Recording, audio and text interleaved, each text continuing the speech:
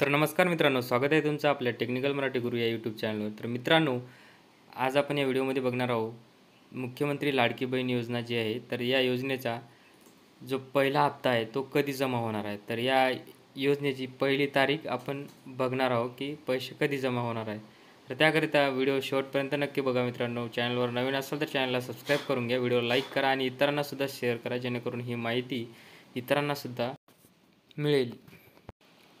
आगामी विधानसभा निवडणुकीच्या पार्श्वभूमीवर राज्य सरकारने घोषणा केलेल्या मुख्यमंत्री माझी लाडकी बहीण योजनेची सध्या जोरदार चर्चा चालू आहे मित्रांनो.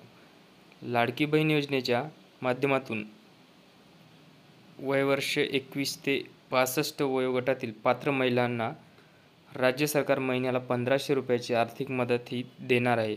त्यामुळे या योजनेचा लाभ घेण्यासाठी सरकारी कार्यालयामध्ये महिलांची प्रचंड गर्दी ही दिसत आहे. मुख्यमंत्री लाडकी बहीण योजनेसाठी अर्ज करण्याची मुदत सुरुवातीला 15 जुलै होती. मात्र अंगणवाडी, ग्रामपंचायती, सेतू केंद्र आणि सरकारी कार्यालयामध्ये महिलांची प्रचंड गर्दी होत असल्याचे पाहून राज्य सरकारने या योजनेसाठी अर्ज भरण्याची मुदत ही 31 ऑगस्टपर्यंत वाढवण्यात आली.